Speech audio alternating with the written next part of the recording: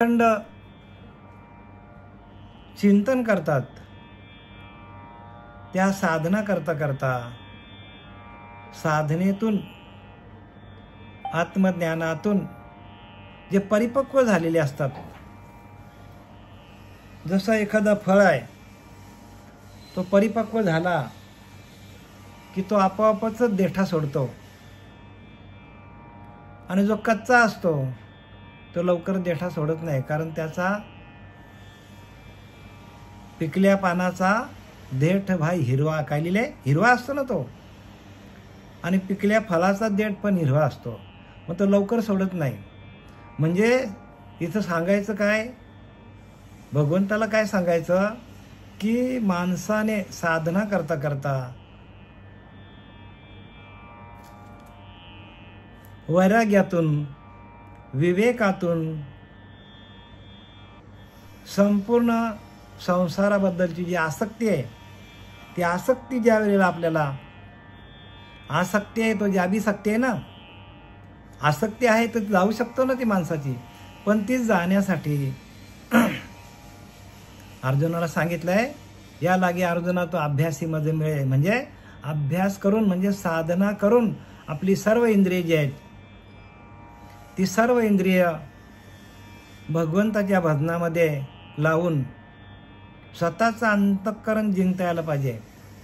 आणि ज्या वेळेला आपल्या अंतःकरणामध्ये भगवंताचा भाव तयार होतो, पूर्ण खलविदम ब्रह्म, सर्व खलविदम ब्रह्म असा ज्या वेळेला भाव आपल्याला तयार होतो, त्यावेळेला प्रत्येक साधकाला त्या सिद्ध अवस्थेला जाता येतो. आणि एकदा का साधक सिद्ध अवस्थेला गेला, परिपक्व झाला की तो ह्या संसाराचा जो आपल्या मनावर बसलेला पगडा आहे प्रपंचाचा, तो सहज माणसाला सोडता येतो.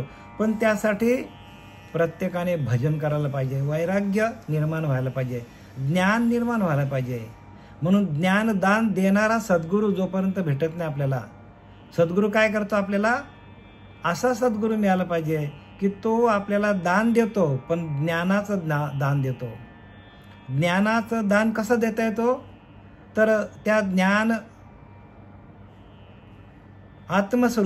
आत्मस्वरूपाशी आपल्याला, ज्ञानातून आपल्याला आत्मस्वरूपाशी म्हणजे आत्मतत्वाशी एकरूप करून देतो, आणि ते ज्ञान मिळालं पाहिजे.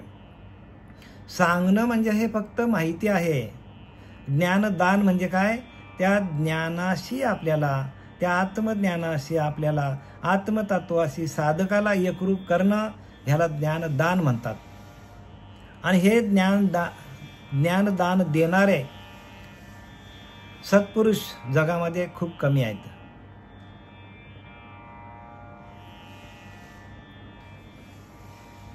माणसाला सर्व वस्तूंचं ज्ञान देता येतो, सर्व वस्तूंचं दान देता येतो, पण ज्ञानदान देणं हे एवढी सोपी गोष्ट नाही आहे. का, तर ज्ञानदान देणारा सद्गुरू, त्याच्याकडं ती प्रक्रिया असली पाहिजे, तो त्या आत्मस्वरूपाशी एकरूप झालेला असला पाहिजे. साठवेला हरी जिही हृदय मंदिरी, त्यांनी आपल्या हृदयरूपी मंदिरामध्ये त्या श्रीगुरूंनी त्या भगवंताला साठवलेला असेल, तरच तो काय करतो, ये हृदयचे ते हृदय घातले, म्हणजे त्याच्या हृदयातलं ज्ञान तो साधकाच्या हृदयामध्ये पेरणी करायला तयार असतो. पण तसा गुरु मिळाला पाहिजे, हृदय एक झाले, म्हणजे त्या साधकाचं हृदय आणि त्या श्रीगुरूंचं हृदय एकरूप व्हायला पाहिजे. साधकाचं हृदय आणि श्रीगुरूंचं हृदय एकरूप व्हायला पाहिजे. हे हृदयची ते हृदय घातले, म्हणजे त्या श्रीगुरूंच्या हृदयामध्ये असलेलं ते परिपक्व ज्ञान, त्या भजनाचं ज्ञान त्या साधकाच्या हृदयामध्ये,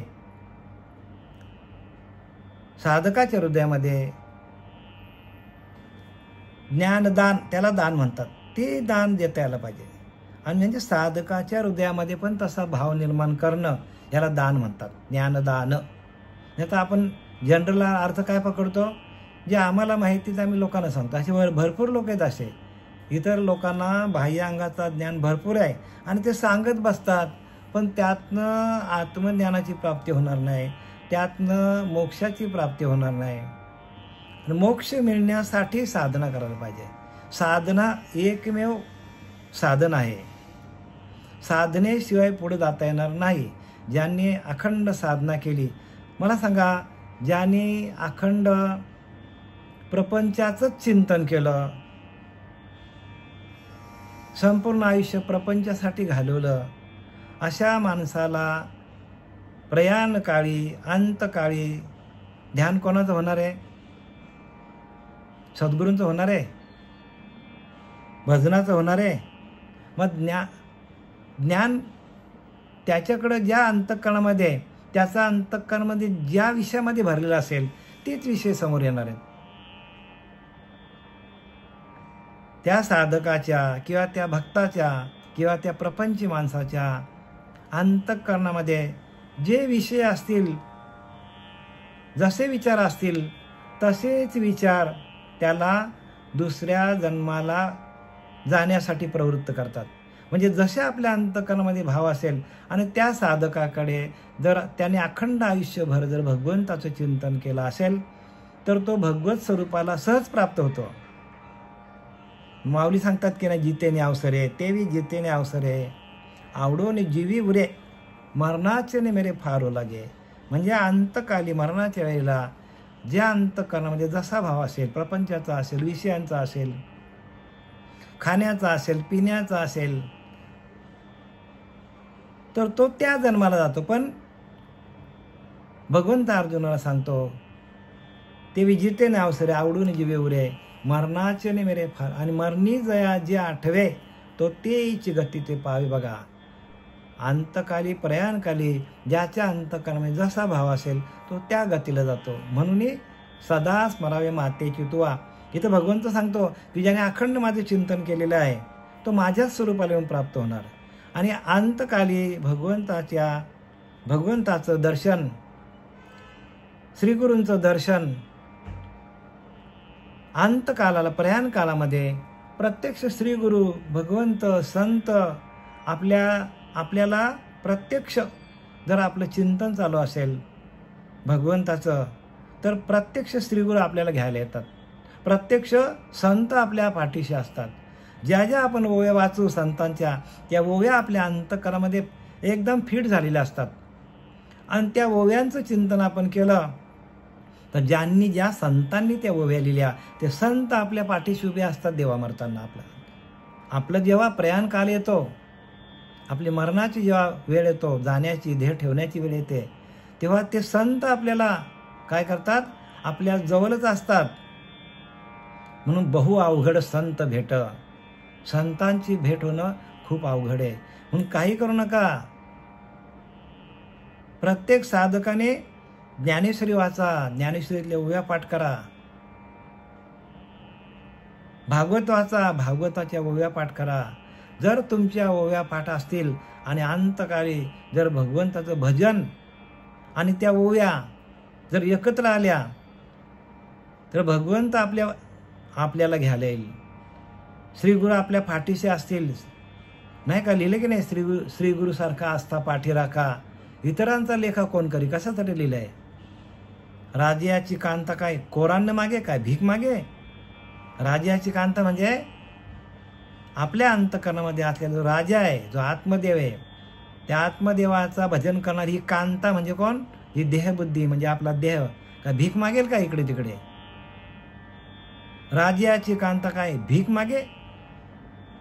म्हणजे ह्या देहाला चालवणारा जो राजा आहे, म्हणजे जो आत्मा आहे, त्या आत्म्याची कांता म्हणजे कोण? कांता म्हणजे हा देहबुद्धी. ती काय इकडे तिकडे भीक मागायला जाईल का? नाही, ती अखंड चिंतन विठोबाचं करेल. आणि म्हणून या सगळ्या गोष्टी धारिष्ट्याच्या आहेत बरं का. प्रत्येकाच्या अंतःकरणामध्ये धारिष्ट्य वाढलं पाहिजे, धैर्य वाढलं पाहिजे. तुमचं धैर्य वाढण्यासाठी आम्ही हे सगळं जे काय आम्ही प्रवचन करतो ते प्रत्येक साधकाचा धैर्य वाढलं पाहिजे. धैर्याने आपल्याला युद्ध जिंकता आलं पाहिजे. युद्ध जिंकण्यासाठी, हरण्यासाठी नाही बरं का. परत परत हा मनुष्य देह मिळत नाही. नरदेह मोठे घबाड आहे नरदेह. येथे पाहिजे जाड विवेक रचना. विवेक पाहिजे आपल्या पिंडामध्ये आणि तो विवेक निर्माण व्हावा म्हणून आपण हे सगळं जे काय तुम्हाला सांगतो आम्ही ते आपल्या पिंडामध्ये वैराग्य उत्पन्न व्हावा, साधना निर्माण व्हावी आणि विवेक निर्माण व्हावा. आणि केलेल्या साधनेतून आपल्याला वैराग्य निर्माण होतो.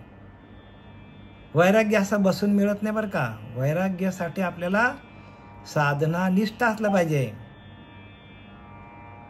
अनेक प्रकारची संकट आली आपल्यावर साधना करताना तरच आपल्याला वैराग्य. प्रपंचामध्ये अनेक प्रकारच्या अडचणी निर्माण झाल्या तरच आपण साधनानिष्ठ होतो. आणि एकदा का साधनानिष्ठ झालो, प्रपंचातल्या अडचणी आपल्यावर आल्या तर आपल्याला अंतःकरणामध्ये विवेक जागृत होतो. विवेक प्रत्येकाने विवेक जागृत करा. विवेक प्रसंगातून जागृत होतो. विवेक आपल्याला कशातून जागा होतो तर आपल्यावर अनेक प्रसंग आले, संकट आली तर त्या संकटातून जसं आपण व्यवहारामध्ये जसं आपण मार्ग काढतो तसं आपल्याला भगवंताने आपल्याला दुःख दिलं, अनेक प्रकारचे दुःख दिले. त्या दुःखातून मार्ग काढण्यासाठी जर आपण साधना केली तर आपल्याला वैराग्य निर्माण होतो. आणि वैराग्य एकदा निर्माण झालं तर माणसाला ज्ञान शोधत येतो. तरी वैराग्या परते हे ज्ञानास तज्ञेच नाही. लिहिले की नाही? ज्ञानोबा सांगतात वैराग्या परते ज्ञानास तज्ञेच नाही. म्हणजे वैराग्य नाही तर ज्ञान टिकणार नाही. वैराग्य जर आपल्याकडे टिकला, बऱ्याच काळ टिकला तर आपल्याला विवेक जागृत होता आपल्या पिंडामध्ये आणि विवेकातून आपल्याला त्या स्वरूपाकडे जाता येतो. विवेकातून सहज बरं का. विवेकातून तुमचा विवेक जागृत झाला.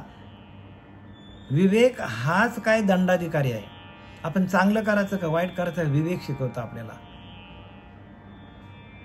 आणि म्हणून आपल्या या एकनाथी भागवतामध्ये काय केलं? एकनाथी भागवतामध्ये तर त्या यदुराजाला अवधूत भेटले दत्त महाराज आणि त्या अवधूत राजाला सांगितलं, यादव कुळातला पहिला राजा तो कृष्ण यादव कुळातला होता आणि त्या कुळातला पहिला राजा होता यदुराजा. मग त्या यदुराजाला अवधूत भेटल्यानंतर यदुराजाने ओळखलं की कोणतरी हा सत्पुरुष दिसतो दत्त महाराज. आणि मग त्या दत्त महाराजांशी त्यांनी हितगुज केलं आणि मग त्यांनी सांगितलं की मी त्या एका कोणाला वेशेला गुरु केलं सांगितलं. आणि तिने गुरु का केले या वेशेला तर त्याने सांगितलं की ती अखंड दिवस तिने वाट बघितली पण एक पण माणूस आला नाही तिच्याकडं. मग तिने तेवढा वेळ फुकट घालवला आणि मग तिचा विवेक जागृत झाला की आपल्याला एकही पुरुष आपल्याकडे आलेला नाही. एवढ्या अवधीमध्ये आपण जर भगवंताचं भजन केलं असतं तर भगवंत आपल्याला भेटला असता. त्याला विवेक म्हणतात. बघा कसं कसं तिच्या मनाची कलाटणी झालेली आहे